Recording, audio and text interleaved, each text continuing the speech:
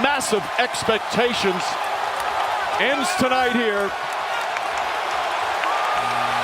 It's over. Time to say it again, Boston. Anything's possible. Banner number 18 has been secured. The Celtics are NBA champions. On Monday night, the Boston Celtics won their 18th championship as a franchise, a fact that Celtic fans have mentioned a lot over the past few days, making sure to mention that they stand alone as the team that won the most championships in NBA history. Even as somewhat of a Celtics hater, I'm still happy for guys like Jaylen Brown and Jason Tatum, as this championship is well deserved for the work they've put in these last few years. The past couple days have been a time to give the Celtics the flowers for their hard work and their great season, but now that those days have passed, it's time to complain about what an easy path they had and how this championship was handed to them. Okay, I'm just kidding there, but it's no secret the Celtics have had an easy path this postseason, and today we're going to see where it stacks up against every NBA champion since 1970. Here are the top 5 easiest paths to an NBA championship. Before we get started, this is a really small channel, so if you liked the video today, please leave a like and subscribe to the channel to help us grow. Let's look at the methods we used in coming up with our list today. We didn't just put a list of dominant champions who didn't face any adversity in getting to the title. Teams like the 83 Sixers and 01 Lakers who only lost one game. We factored in the level of competition each team faced. We're also not just considering the finals team, but the whole postseason run. So this includes first round and second round matchups that led the team to the title. Number 5, the Golden State Warriors in 1975. So back in the 70s, the NBA was a lot different than it was today. There was a lot more parity, and there was only 5 teams that made the playoffs in each conference. The Warriors would finish as the 1 seed in the West with only a 48-34 record. In the first round of the playoffs, they would have a bye, and in the second round, they would match up against the Seattle Supersonics. This Seattle team went 43-39, and Bill Russell was actually the head coach of this Sonics team. They had guys like Fred Brown, Spencer Haywood, Tom Burleson, so it wasn't a terrible team, but if you're thinking of that Sonics 1979 team, a lot of those guys weren't there yet. Guys like Dennis Johnson, Jack Sikma, Gus Williams, all weren't a part of this team. Pretty much Fred Brown was the only carryover. Just like that, and they were in the Western Conference Finals. They matched up against the Chicago Bulls, who were actually in the West back then. Chicago had a few good players: Bob Love, Chet Walker, Norm Van Leer. Chet Walker was in the last year of his career, and Bob Love was a few years past his all-star years. So this definitely wasn't the Bulls in their prime, nor was this ever a really great Chicago team in any other year. However, the series would end up going 7 games, so just because it's a quote-unquote easy path doesn't mean every series is going to be a walk in the park. In the NBA Finals, the Warriors would match up against the Baltimore Bullets. This Bullets team had guys like Elvin Hayes, Wes Unseld, and Phil Chenier, who were all All-Stars. A few years later, this team would go on to win the NBA Finals, and Wes Unseld was an MVP, Elvin Hayes is another top 75 guy all time, so I do give this Bullet team credit as being a tough team for the Warriors to overcome. However, this series would actually be pretty easy for the Warriors. They would win the series in 4 games. All the games were pretty close in this series. Their biggest win was only 8 points in a sweep, which is pretty uncommon. But the Warriors would still win the 1975 NBA championship. Rick Barry would be Finals MVP. Overall, throughout this postseason, they went 12-5. Their opponent's win percentage was 61% during the regular season, and they faced 4 All-Stars during this run and beat some all-time greats in Elvin Hayes and Wes Unseld. Number 4, the Golden State Warriors in 2017. So I promise Warriors fans, this is the last time you're on the list. It just worked out this way. The Warriors were coming off the 2016 finals when they blew a 3-1 lead to the Cavaliers after winning an NBA record 73 regular season games. They signed David West in the offseason, and they signed someone else too. Oh, that's right, Kevin Durant. So they added Kevin Durant to a 73-win team and created arguably the greatest team in NBA history. In the first round, they would match up against the Portland Trail Blazers. This Portland had Dame and CJ, 2 good players, but looking at the rest of the roster, it was really scarce. I still can't tell who was the 3rd best player, whether it was Evan Turner, Mo Harkless, Myers Leonard, a young Yusuf Nurkic.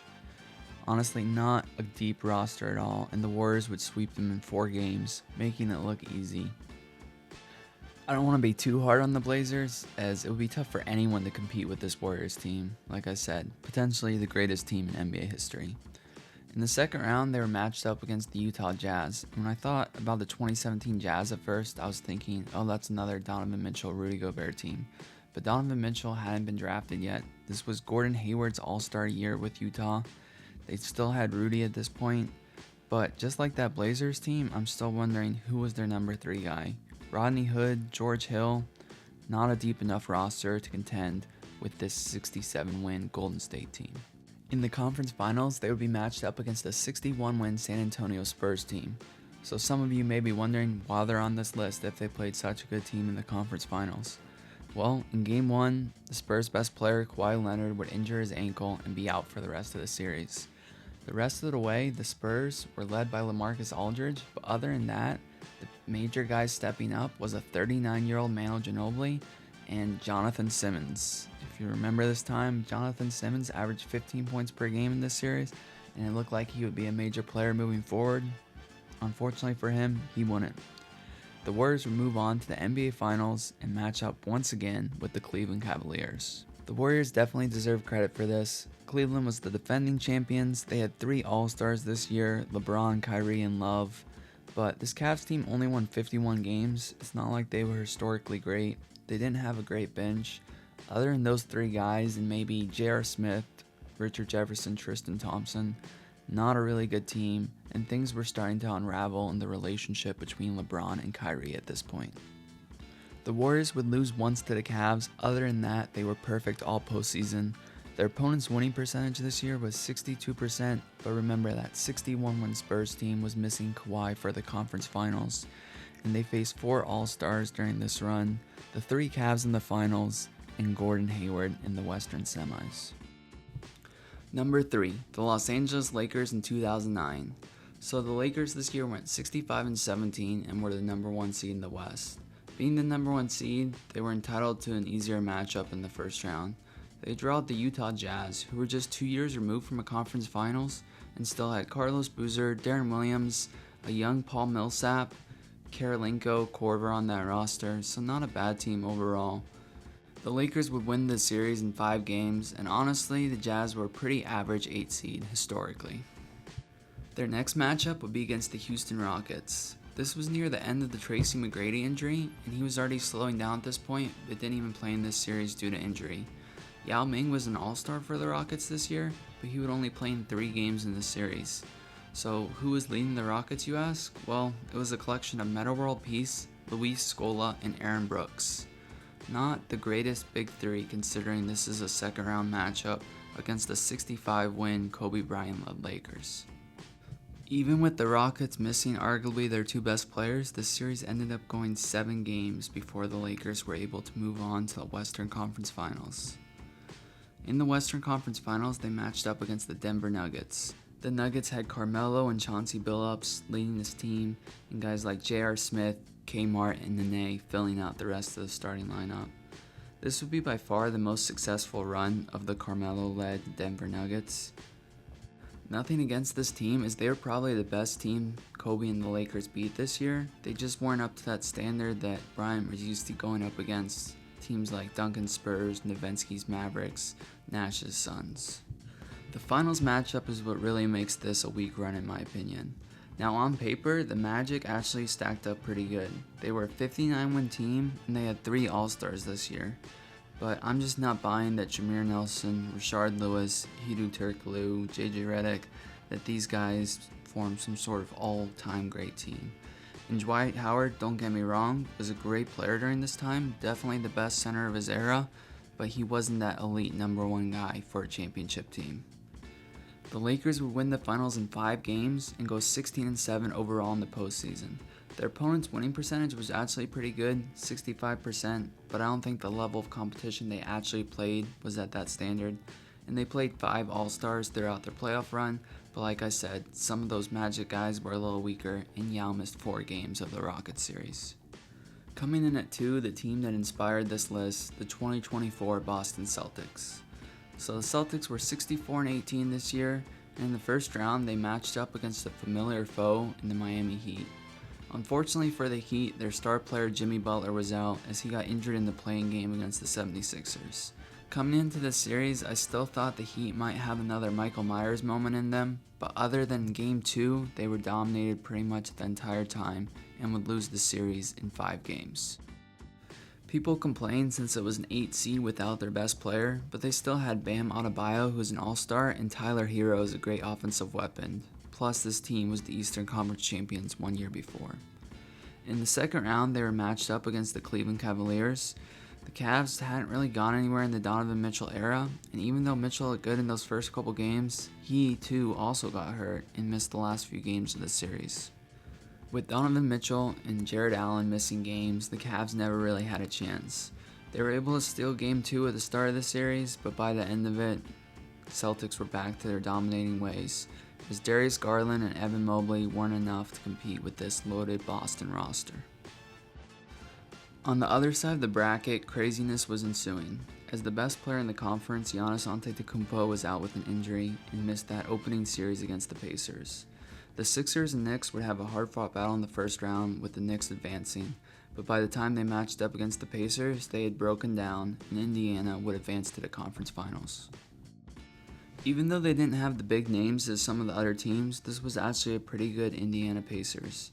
They had Tyrese Haliburton, Pascal Siakam, Miles Turner, and even guys like Andrew Nembhard, TJ McConnell stepped up for them.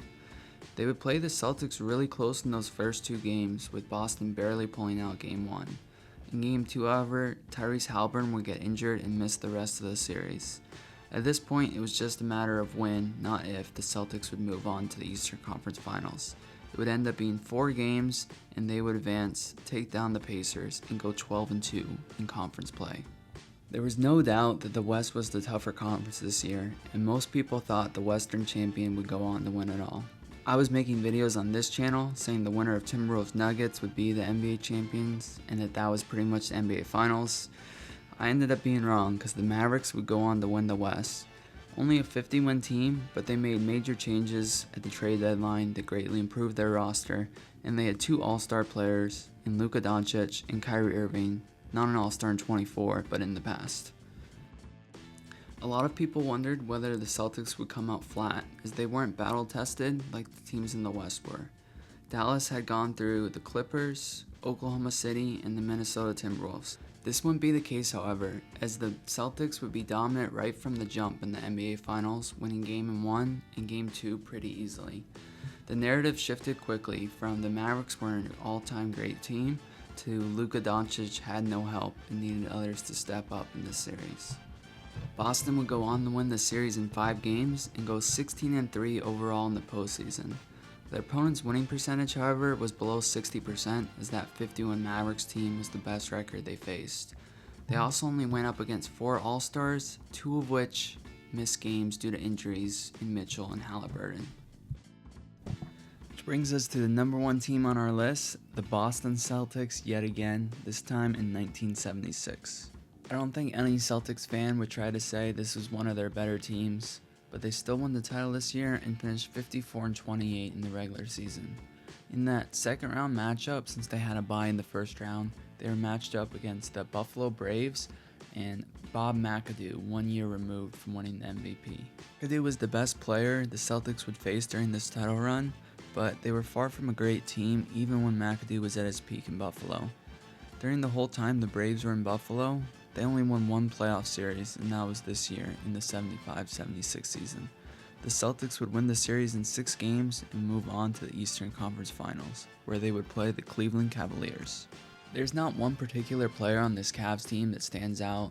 They had some decent guys like Austin Carr, Campy Russell, Bingle Smith. Nate Thurman was on this team, but he was well past his prime at this point. Overall, you expect a better star player for a team that's in the conference finals. The Celtics would win the series in 6 games and advance to play the Phoenix Suns in the NBA Finals.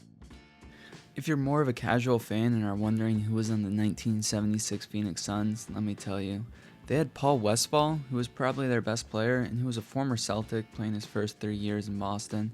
They also had Alvin Adams as a rookie, who was Rookie of the Year and was named to the All-Star team in 1976. Other than this, there wasn't a whole lot of talent on this Phoenix Suns team, and maybe that's why they ended up 42-40 during the regular season. The 70s was just a weird era in the NBA where you didn't have dominant dynasties, but rather just evenly matched teams, and it felt like anyone could win the title.